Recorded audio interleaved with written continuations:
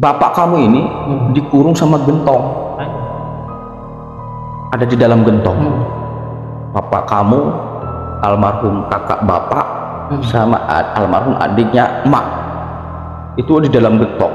Bacakanlah di situ kulhu darga, kulhu sungsang sama kulhu geni itu ya. Bacakan bismillahirrahmanirrahim, kita petunjuk sama Allah. Akhirnya tepuk tuh tembok belakangku. Allahu Akbar. Bangsat dia, bangsat dia, nah untuk ikut campur dia tuh diakel kaya beteng siyoh.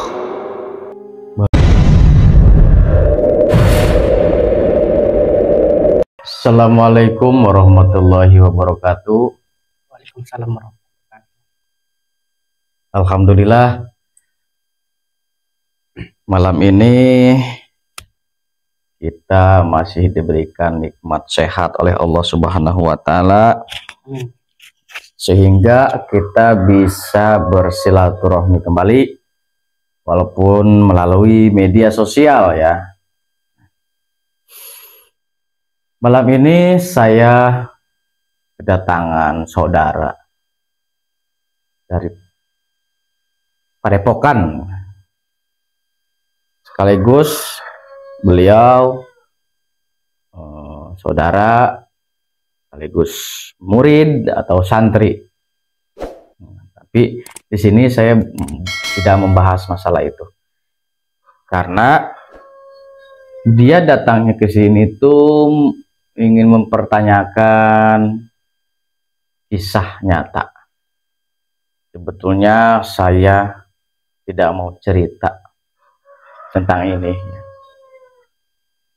Jadi pernah terjadi dulu saya mendobrak satu rumah baru sedang dibangun.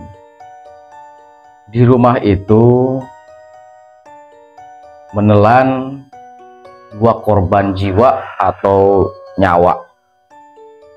Nah, jadi saudara saya ini namanya Yuda ya. Iya.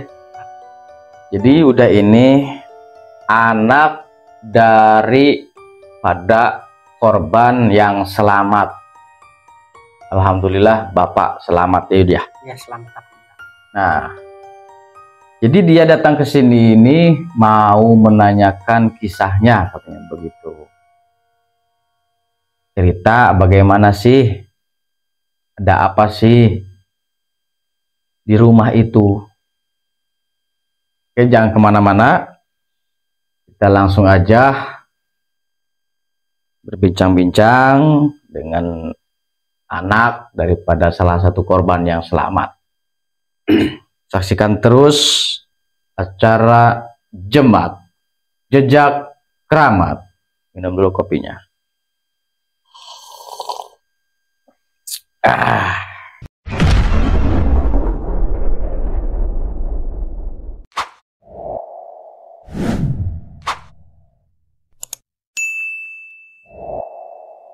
Sebelum saya cerita ya, sebelum A cerita,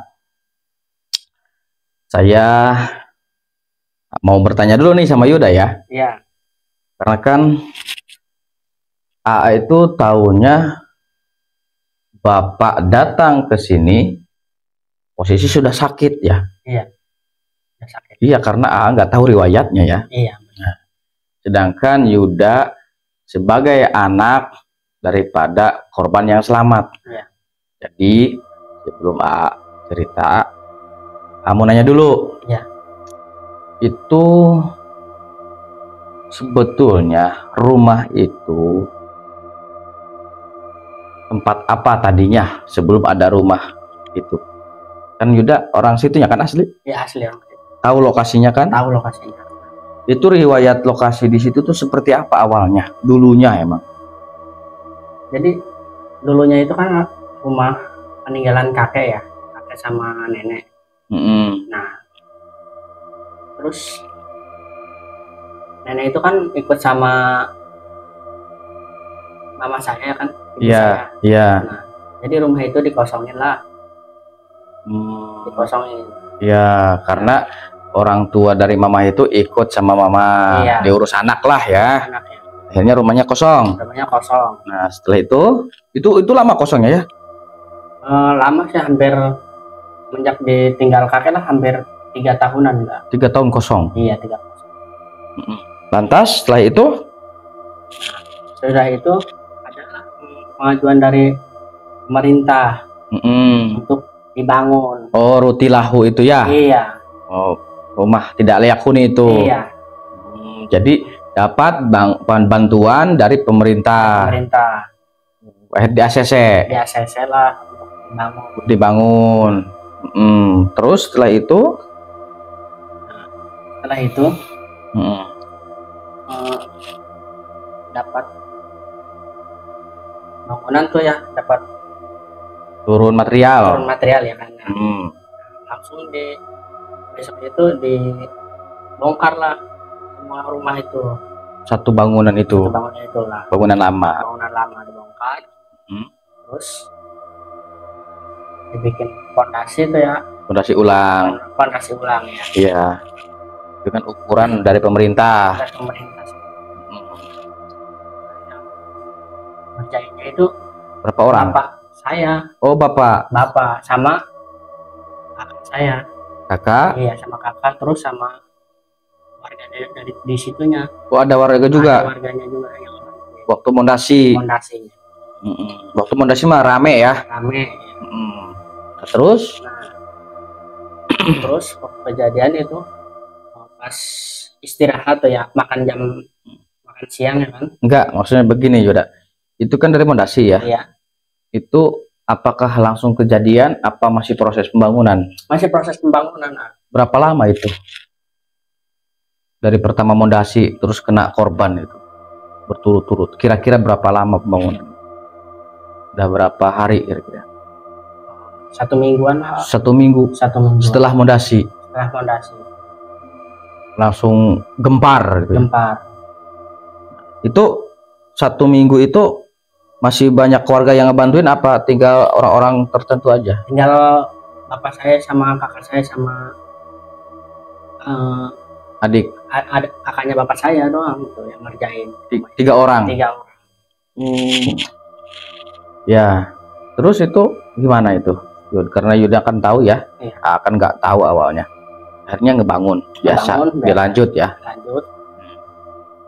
Nah, waktu pertama kejadian itu saya udah rasain apa, dikira dia itu ada angin duduk atau gimana, masuk angin gitu ya. Itu kakak kandung Yuda. Bukan kakak kandung sih, jadi itu adanya mama, Oh, jadi paman ya, paman. mamang ya. Iya, mama. Terus, Aja panggillah dia pas habis istirahat itu istirahat jam kerja. jam kerja.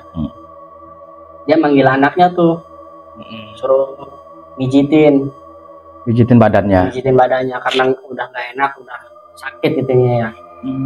Langsung dari situ panggil yang bisa Ngobatin. ngobatin gitu.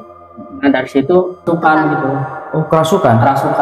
jadi dia menggaung gitu kayak Kayak harimau. harimau gitu lah. Nah, udah habis Iya. itu kakak saya itu, mamang saya ya, Iya. habis mau itu tidak sadarkan diri, langsung Setelah kerasukan, setelah kerasukan itu pingsan begitu. pingsan. Nah, habis itu dibawalah ke rumah sakit, Oh, langsung dibawa ke rumah sakit. Nah, jadi kata pihak rumah sakit itu kalau untuk kondisi jantung atau apa itu normal, nggak apa-apa, Sehat, sehat maaf ya gitu. tensi darah sehat, normal, Iya, jantung sehat. sehat, Jadi tidak ada penyakit lah ya. tidak pada ada penyakit apa-apa gitu. Setelah dibawa pulang lagi tuh ya, Mau pulang lagi. dibawa pulang lagi itu. Dari bawa pulang, banyak keluarga yang pada datang tuh, pada nengok pada ngobatin di situ. Itu belum sadar juga? Belum, sama saya belum sadar juga. Udah sekarat gitu ya. Banyak yang ngobatin juga. Nggak bisa gitu ya, nggak mampu. Enggak, itu yang dirasakan sama kakak almarhum itu yang dirasa apa katanya itu? Bagian jantung sih katanya. Jantung. Sakit ya. Jadi sesak gitu, nggak bisa napas gitu. Nyesek. Kayak kena masuk angin aja gitu. Kayak angin duduk gitu. Iya, kayak angin duduk. Nah, terus itu gimana? Udah dikerik segala berbagai macam cara ya udah ya? Udah dikerik segala macam apa itu. Udah dipijit segala rupa udah. Kasih. Iya. Tapi tetap aja belum sadar juga. Belum sadar.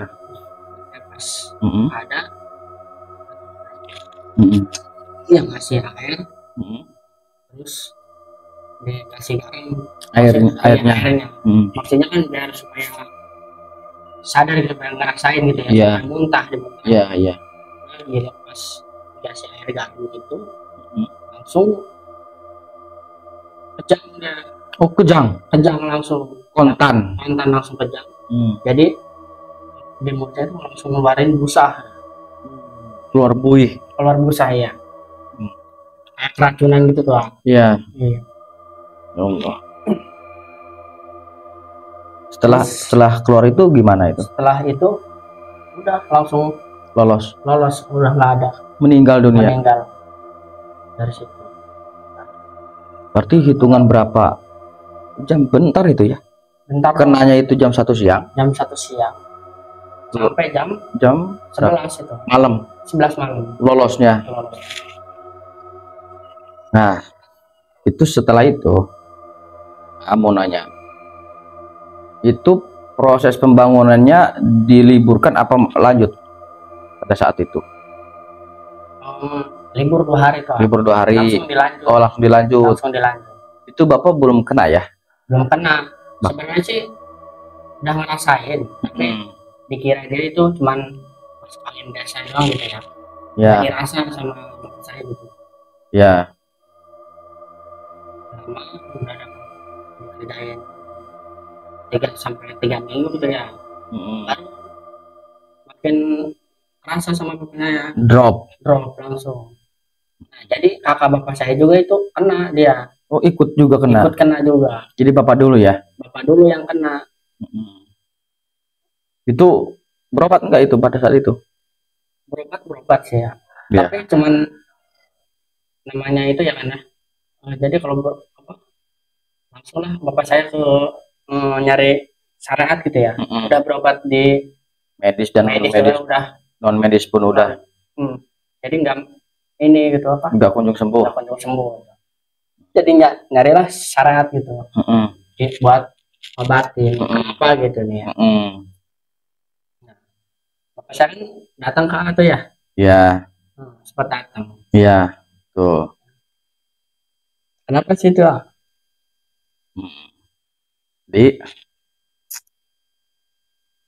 Nah, tadi itu ya.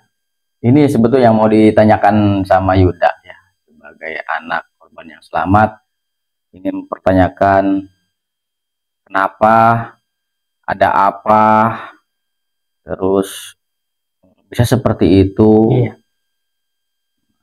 Jadi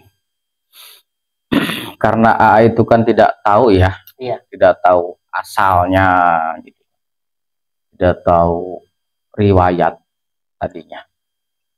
Yang AA tahu, bapak kamu itu datang ke sini posisi sedang sakit ya, sudah sakit, sudah drop itu pada saat itu. Nah, sambil ngerokok biar santai ya. Padahal itu nggak mau cerita sebetulnya ya. Nggak mau. Bahkan saya pengen tahu aja gitu. Ya, karena kan yang mempertanyakan itu anak daripada korbannya langsung yang selamat, alhamdulillah. Jadi pas bapak kamu datang ke sini, sama akan dilihat ya. Kenapa Kang Kos? Katanya nggak tahu, badan ini kayaknya mau terbang terus pikiran saya itu kayaknya ngambang. Iya. Ya pikiran itu udah kemana-mana gitu kan, kayak mau mati gitu kan, kayak ada yang mau ngajak kemana pergi gitu ya. Iya. Terus kata, Masya Allah bisa begini ya. Akan langsung nanya ya. Iya. Langsung, emang awalnya seperti apa kok bisa begini?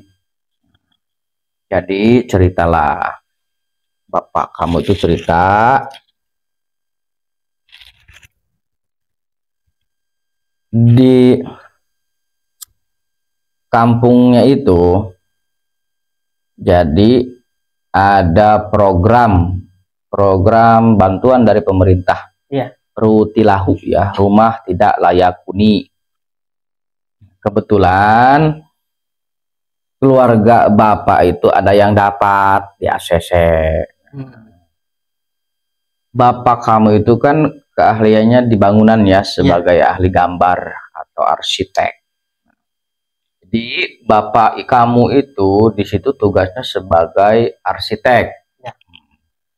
Nah, ceritanya bapak itu gambarlah di situ biasa ya, melakukan kewajibannya gitu kan. Ya. Jadi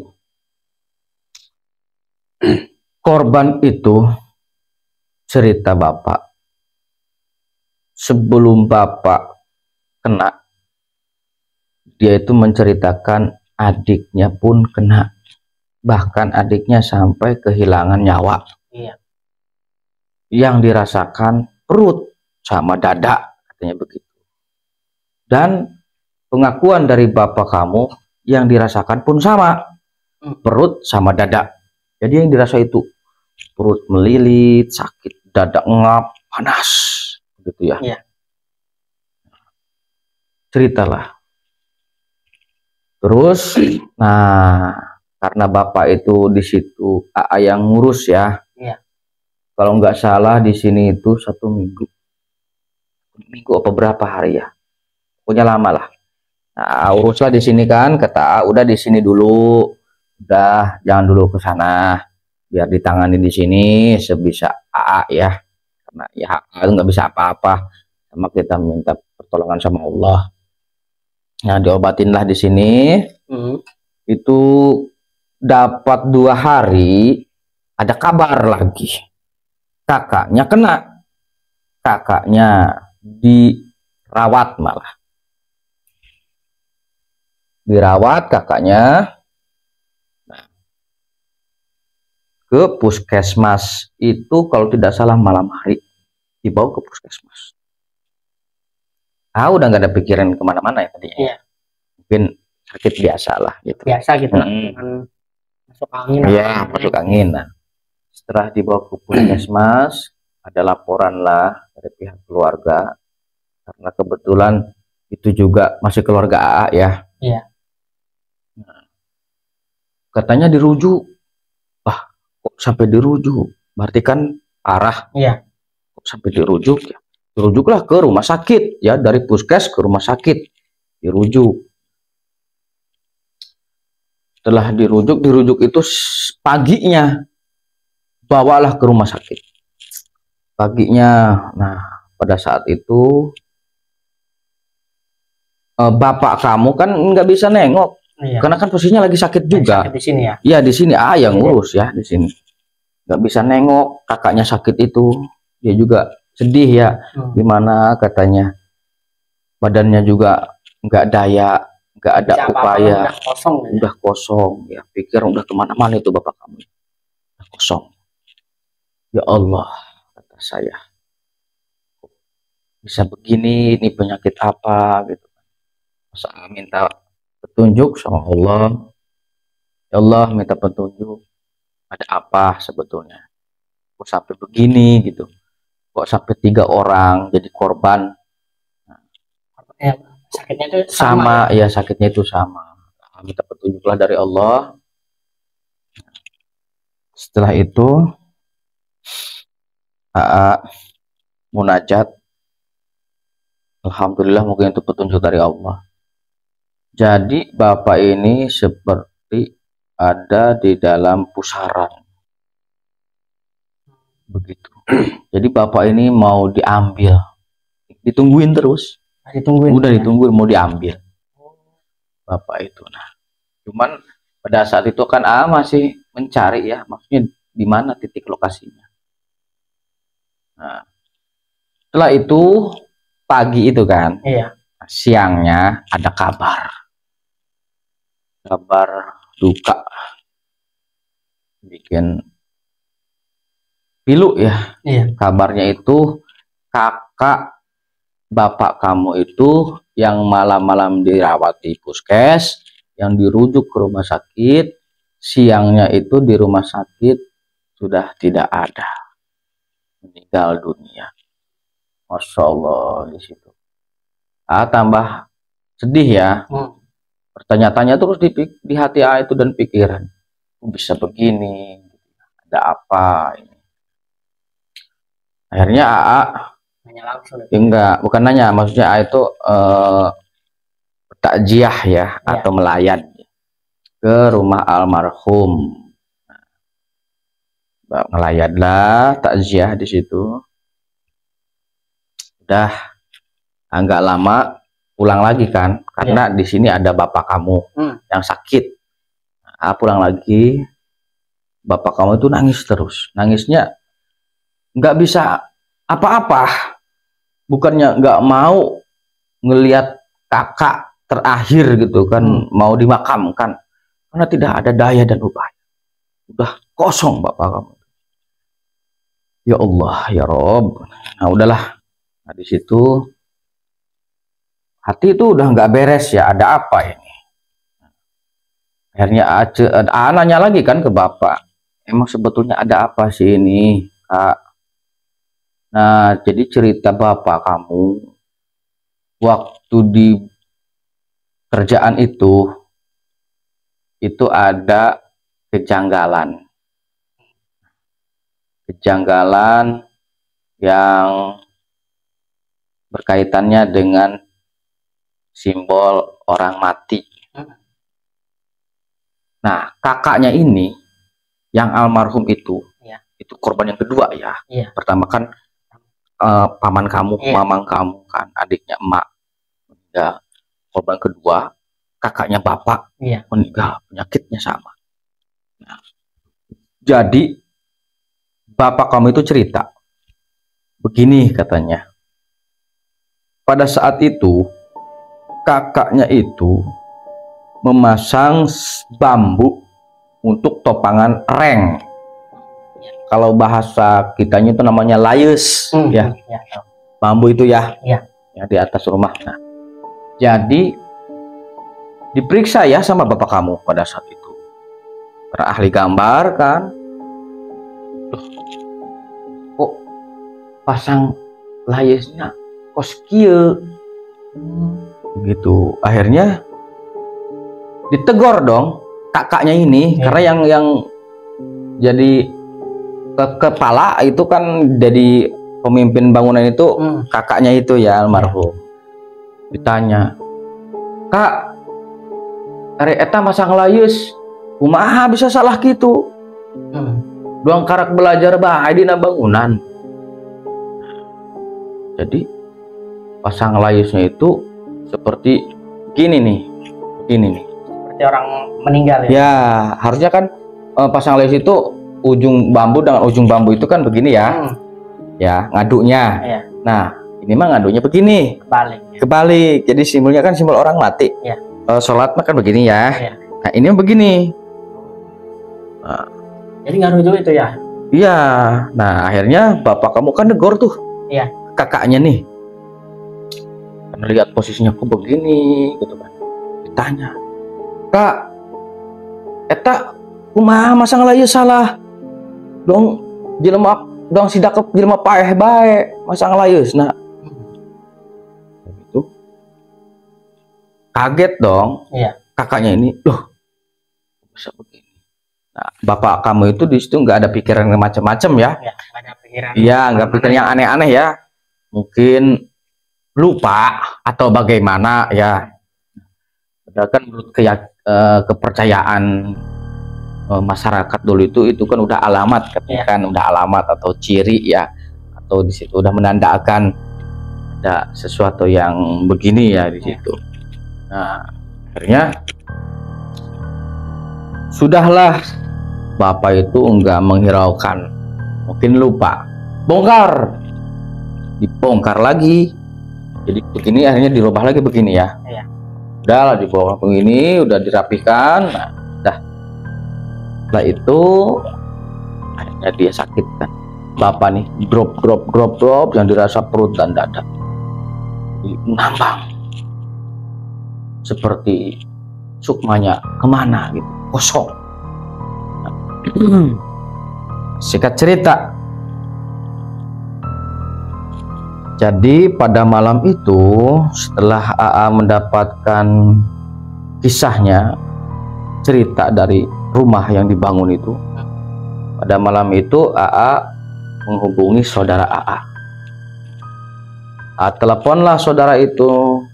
Saudara AA itu kebetulan mungkin diberikan kelebihan sama Allah.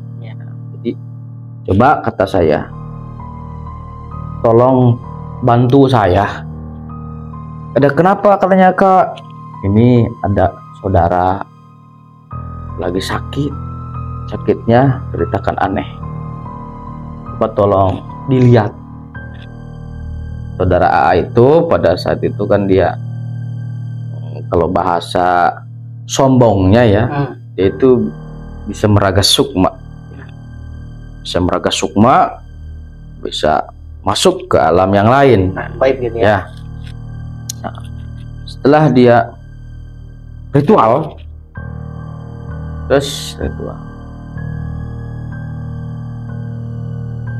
datang lagi, dia nelpon. Waduh, wih, ada apa ini? Nah, kaget. Maksudnya gimana ini? Ini kok adanya, kok ada di dalam gentong? Berarti nyari gitu ya? Iya, ada di dalam gentong. Jadi bapak kamu ini dikurung sama gentong. Ada di dalam gentong. Bapak kamu, almarhum kakak bapak, sama almarhum adiknya emak, itu di dalam gentong. Kok bisa begini? Emang gimana lokasinya? Kata saudara saya itu, yang lokasi bangunan itu. Ceritakanlah ya, di Kecamatan Petir, di kampung itu ya, nggak bisa sebutin kampungnya ya. Kampung itu. Setelah itu datang kan dia langsung ke sini, datang ke sini, ke rumah AA. Pas datang di situ ada yang aneh. Iya, ada yang aneh tingkah laku dia ini. Saudara saya ya, saudara A yang diminta bantu. Jadi pas dia uluk salam, assalamualaikum, waalaikumsalam, biasa ya, salaman. Gimana kabarnya, sehat? Itu dia datang tumben-tumbennya dia itu pas datang kayak orang kalap. Gitu ya? Bukan orang kalap, kayak kalap itu kayak orang rakus. Nah, di situ kan ada kerupuk. Iya, ada makanan. Makanan itu bekas kucing. Iya. Itu sama dia sambil duduk. Sambil ini makanan. Nah, di situ kan kaget. Loh. Akan tahu karakter dia itu seperti apa ya. Saya lihat, kok ini beda ya, enggak, bukan dia ini. Di hati itu liatin terus tuh dia makanin kerupuk bekas kucing itu sampai habis. Nggak mau nanya ya, nggak mau nanya karena udah beda liatnya ya. Matanya juga udah beda. Udah ya? Beda kayak orang gimana gitu. Nah, udah gitu, udahlah dia beres tuh makan kerupuk. Tadi menghela napas. Tanya dong sama Dek, kenapa? Tadi kayak orang kerasukan. Ya katanya.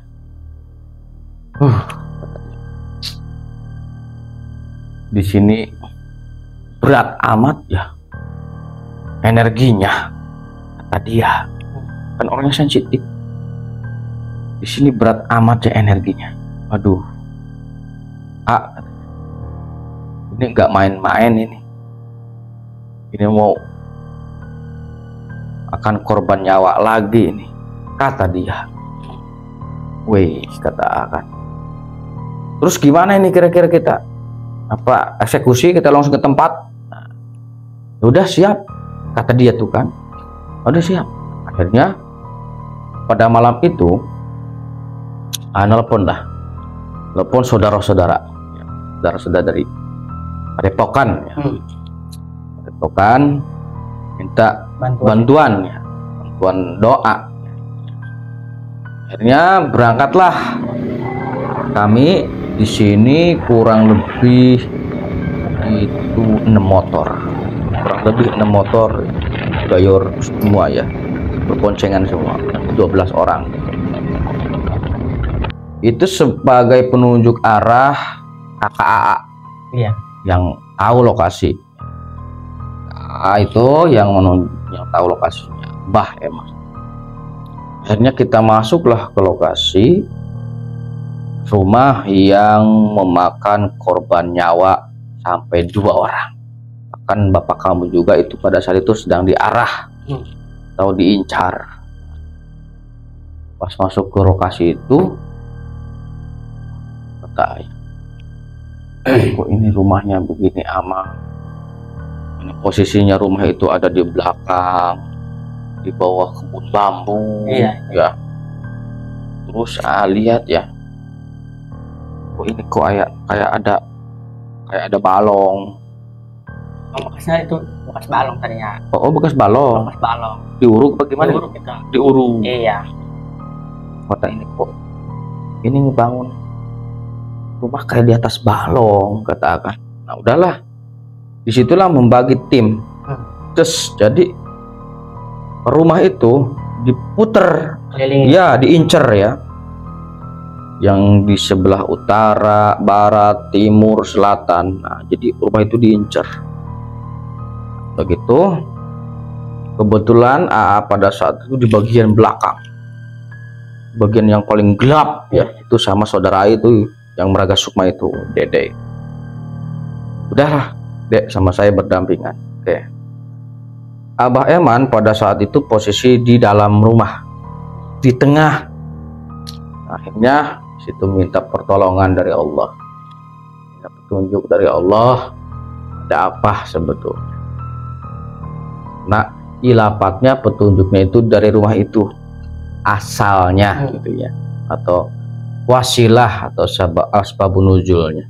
Kalau ajal tetap urusan Allah ya, ya teman-teman, semua juga pasti ada wasilah ya, ada jalan di situ. Nah, akhirnya rumah itu didoakan ya, dobrak. Bismillahirrahmanirrahim. Allahu Akbar. Nah, dikala rumah itu ditembak, itu ngeplos. Nggak ada energi. Iya, nggak ada energi. Tembak. Allahu Akbar. Begini rumah. Tembak lagi. Allahu Akbar. Semua itu. Jadi rumah itu, energi kita itu kayak kemasuk.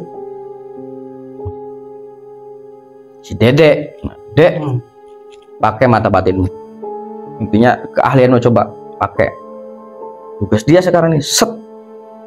Akhirnya dia meminta lagi sama Allah. Waduh, beres. Jangan ditembak. Ini kalau ditembak kita yang kehabisan tenaga. Yang capek ya. Ya. Kenapa, Dek? Ini yang di dalam rumah ini ada pusaran. Pusaran. Iya, ada pusaran. Pusaran itu apa? Pusaran itu satu titik atau dia ada gelombang di situ ya, gelombang. Pusaran yang ya Allah walam bisawiyah, mungkin pusaran gaib atau bagaimana. Jadi di situ ada pintu, pintunya. Makanya kata dia, dikala kita mau nembak pakai doa itu, doa khusus, terus energi doa itu dimasuk, ditarik. Jadi enggak akan ini, tetap kita nggak habis tenaga. Jangan, katanya jangan didobrak. Masya Allah, pesan. Akhirnya menggunakan dengan cara lain. Dekatilah rumah tersebut di dekat pintu belakang. Bangun. Minta lagi sama Allah, bacakanlah di situ kulhu darga, kulhu sungsang sama kulhu geni itu ya. Bacakan Bismillahirrahmanirrahim. Minta petunjuk sama Allah. Akhirnya tepuk tuh tembok belakang tuh. Allahu Akbar. Terjadi apa itu? Ledakan di tengah rumah. Nah, posisi Abah Eman kan di tengah rumah. Sampai kaget dia. Astagfirullahaladzim. Apaan itu yang meledak? Akhirnya kan dijawab sama itu mah saya yang mukul tembok gitu kan. Bukan ini mah. Bukan. Tuh pas kamu mukul tembok, nggak lama disusul ledakan. Ledakan seperti petasan kan. Pas kamu mukul ditembak. Karena ditembak itu kan ngeplos terus. Akhirnya sama langsung aja dipukul bangunannya. Nah, akhirnya mungkin dengan kekuatan doa itu ya, ilmuwan darga kulhu sungsang dan kulhu geni itu terjadilah di situ manifestasi ya. Nah, akhirnya yang ada di situ tuh mungkin membentuk atau bagaimana, wallahu a'lam bishawab. Lantas masuk dong, karena Abah Eman itu kaget ada ledakan di dalam rumah. Masuklah ke dalam rumah itu, cek ledakannya di mana. Di sini nih, di pas tengah, di atas tuh, di atas genteng. Itu dicari dong sama dan tim yang lain ya, sama saudara-saudara. Waduh, kata itu, kok ini undernya ada di tengah pintu. Nah, jadi pertama yang AA nemukan itu AA yang nemukan. Karena yang lain nggak ngeh ya, nggak memperhatikan. Allah di situ yang menemukan pertama itu. Allahu Akbar. Menemukan apa itu? Under ya. Jadi under itu posisi under atau posisi kuda-kuda. Under itu ini pintu ya. Iya. Nah, pintu under itu ada tengah-tengah pintu. Nah, seharusnya itu di mana? Itu kan menurut kepercayaan ya, kepercayaan orang tua kita dulu. Kalau kita membangun rumah, kalau undernya itu ada di tengah pintu, itu tidak baik. Jadi nanti si penghuni tersebut itu akan ada aja penyakit, bahkan bisa mengambil nyawanya. Nah, ya Allah, kata, bisa aja nunyin under di luhur lawang. Jadi kan nggak boleh kita membuat under atau kuda-kuda pas tengah pintu, nggak boleh ya. Nggak baik lah gitu. Nah, pas setelah itu akan ini kan pintu ya. Di sini akhirnya melewat pintu ya, nyebrang pintu, lihat lagi ke atas. Ya Allah, ini kok bisa begini ya? Jadi itu posisi bata.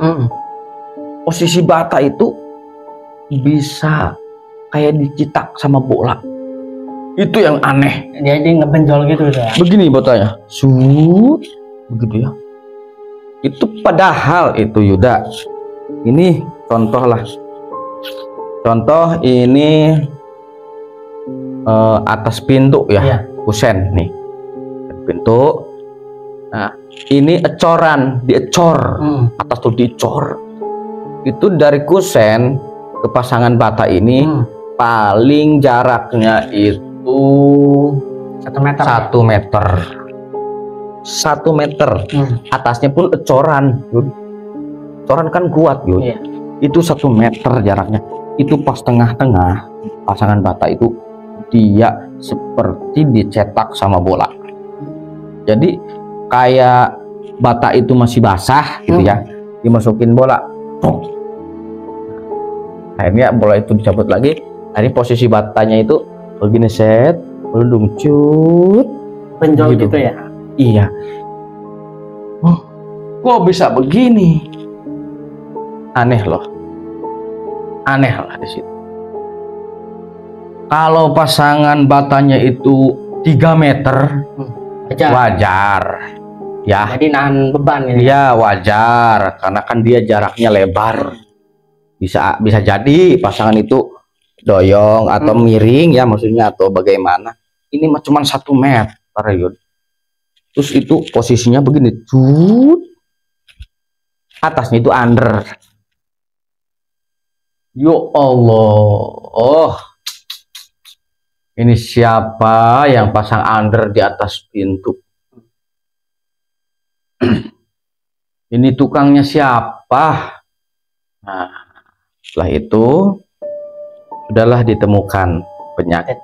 Ya, titik penyakit yang ada di rumah itu adanya di tengah, di atas pintu. Nah, sudahlah, pulang lagi, kita ngobrol lagi, ceritalah kepada bapak kamu ya, cerita. Nah itu bapak sudah mulai membaik pada saat itu, sudah mulai membaik.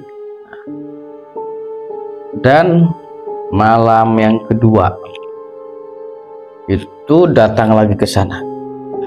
Nah itu malam yang kedua, almarhum kakaknya bapak kamu ya, dia itu kan ketitipan satu pusaka, pusaka peninggalan neneknya.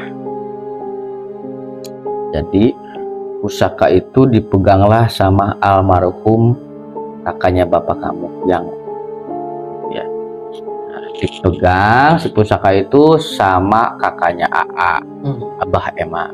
Si pusaka itu dipegang, dan eksekusi yang kedua, si pusaka itu dibawa, di keris kecil itu dibawa, di peninggalan buyutnya, dibawalah ke rumah yang tadi. Malam hari AA pun ikut pada saat itu waktu eksekusi. Itu mah sengaja untuk dipanggil ya, memang sengaja dipanggil untuk mengambil lah, memindahkan lah. Akhirnya masuk lagi ke situ, datang ke titik itu di bawah pintu itu. Biasa kita bakar menyan ya, karena persiapan itu mah, titiknya udah ketemu. Nah, kita bakar menyan, bakar dupa ya. Di situ kita melihat alam yang ada di situ. Nah itu namanya juga rumah belum jadi dong. Iya. Belum ada kipas lah, belum ada apa-apa. Bakar menyan ya, akhirnya liatin arah anginnya kemana, asap itu, asap menyan. Udahlah kita wirid lah di situ, tawasul biasa. Itu berpisah itu zikir itu. Ya, rumah belum apa-apa, belum ada lampu-lampu aja, masih gelap. Masih gelap lah. Nah, gitu. Itu si asap menyan itu dia bukannya ke atas, tapi dia ke samping, ke samping, muter jadinya. Ya, ke samping, terus dia ke pintu itu. Di bawah pintu itulah asap itu ngumpulnya.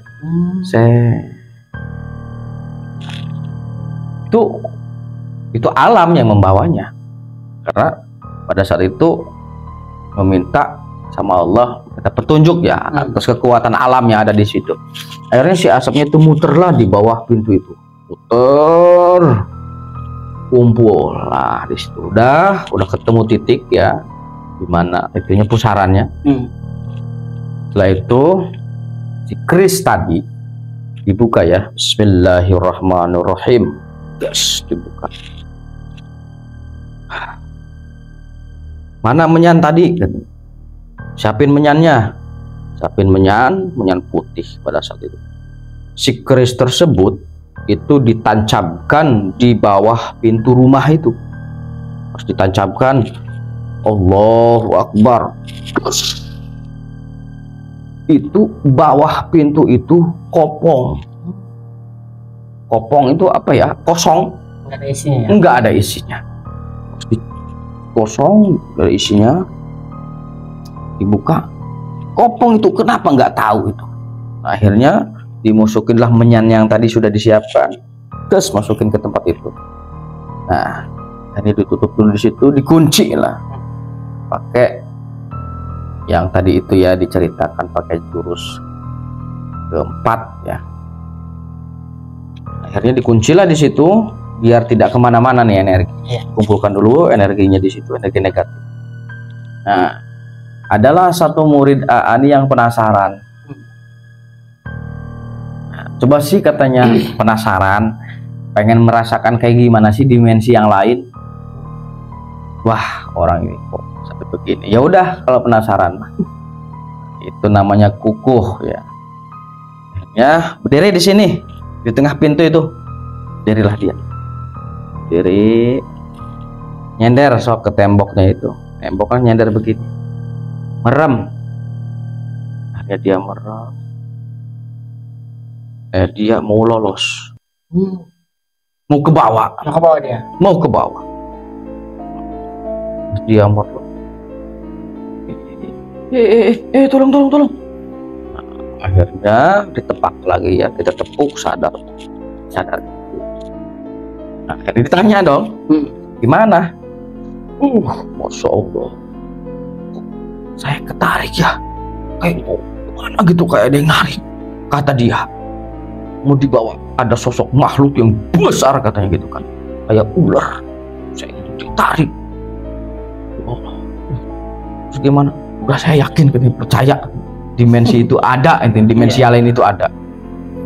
Kan setelah itu energi yang tadi dikunci sama menyan dan tancebin keris itu diambillah, kita izin ya, atas ridho Allah, kita izin, diambillah si batu yang ada di situ, ambil, dibawalah di situ, dibuanglah, intinya jangan di situ, tutup di situ, dibawa. Itu kalau tidak salah dibuangnya di kali Paman, kali apa itu namanya nggak tahu ya, kali Paman.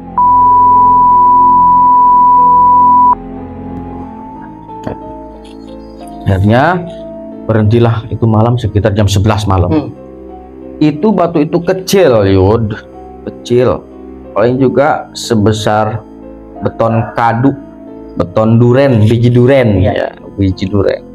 Diambil, diomongin lah, dah kamu tinggal di sini di air ya, biar aman, tidak kelangkah manusia, tidak diganggu manusia. Kamu di sini tinggalnya ya. Udahlah, Bismillahirrahmanirrahim. Itu si batu yang kecil itu dijatuhin ya, jatuhin. Terus itu yang anehnya, bunyi airnya itu seperti kerbau masuk ke dalam sungai.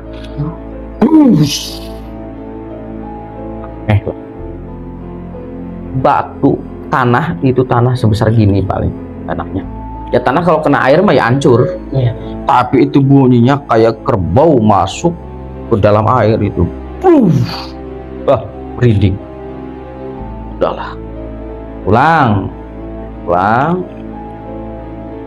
Udah diobatin lagi bapak kamu. Nah akhirnya saudara-saudara kan pada ngejenguk tuh, ya, pada ngejenguk ke rumah AA. Saudara AA kebetulan pada saat itu ada orang yang lumpuh yoni, ya, kalau bahasa Sunda itu. Lumpuh yoni itu orang yang mudah kerasukan, yang sensitif, dan orang yang indigo. Pada saat itu campur lah, pas dia nengok ke sini, wah rame di situ, Yud. Kerasukan.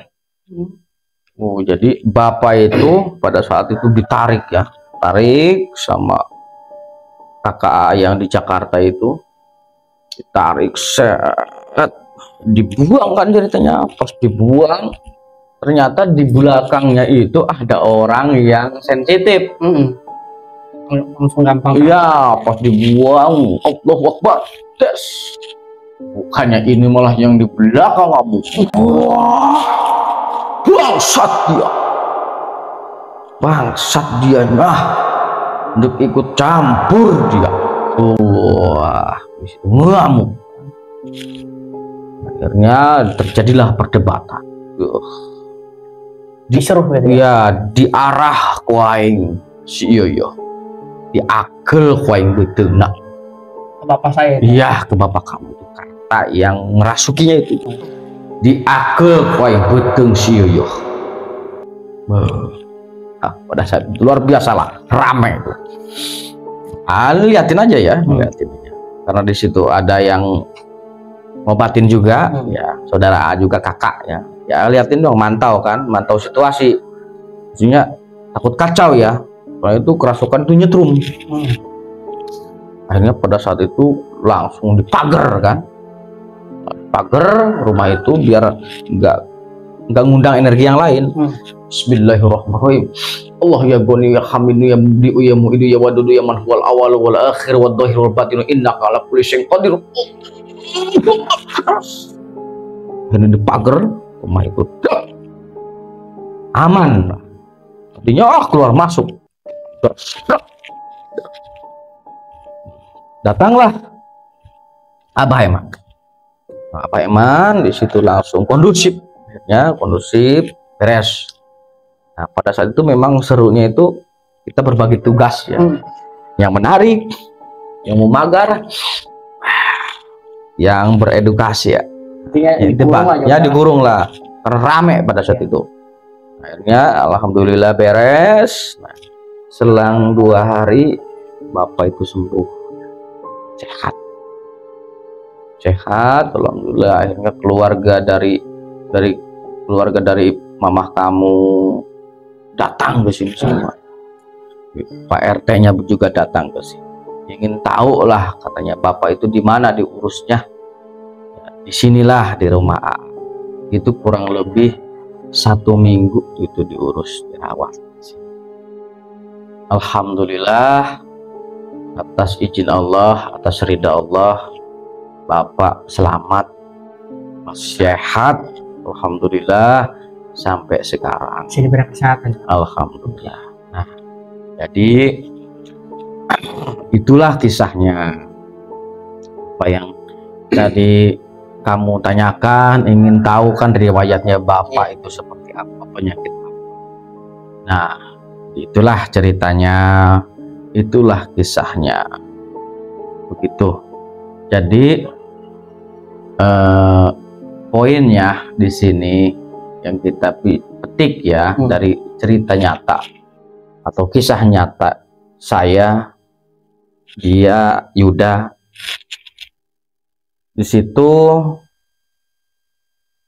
jika kita ingin membangun satu rumah, ya, hati-hati masang under atau pasang kuda-kuda itu jangan di tengah-tengah pintu, ya. Itu menurut kepercayaan kami dari orang-orang tua terdahulu, ya. Kalau membangun rumah, membuat under di depan pintu, itu di atas pintu, ya, itu nggak boleh, nggak baik kepada penghuni yang ada di rumah itu. Seperti itu, ya. Jadi mudah-mudahan kisah nyata ini bisa diambil hikmahnya, ya. oleh Yuda dan oleh subscriber Pakar. Yuda silaturahmi ke sini membawa misi ingin mengupas riwayat rumah misteri itu. Terus sekarang rumahnya diisi ya udah diisi. Udah diisi. Ya. Alhamdulillah. Alhamdulillah. Sempat dirubah lagi itu. Oh, dirubah lagi posisi itu yang pintu ada undernya itu. Iya. Ditutup. Ganti pintu. Pindah pintu dia. Geser pintunya ya. Iya. Jadi langsung ditembok aja ditutup. Ditembok. Alhamdulillahirobbilalamin. Sekarang udah aman sih. Udah aman. Terus itu yang pasangan bata yang penjolnya itu gimana? Dibongkar lagi. Oh, dibongkar. Bangun total lagi ya, teman. Total lagi ya. Saudara-saudara Pakar yang baru bergabung, jangan lupa dukung terus ya channel A dengan klik subscribe, like, dan komen. Semoga kisah ini bisa kita petik hikmahnya. Terima kasih buat Yuda yang sudah silaturahmi. Mohon maaf bila ada salah-salah kata dari AA. Wabillahi taufiq wal hidayah. Assalamualaikum warahmatullahi wabarakatuh. Waalaikumsalam. Oke, kita ya sama-sama. Nukil dulu. Ya.